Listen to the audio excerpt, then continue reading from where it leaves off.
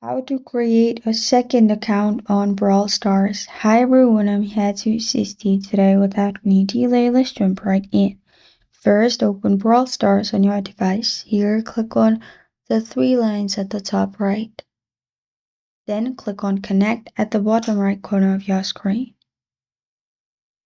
Scroll down, click on Register a Supercell ID. Now enter your email. After you have added your mail, press on Send Email. Now code will be sent. Go to your Gmail app. Here, reload, and you'll find the code.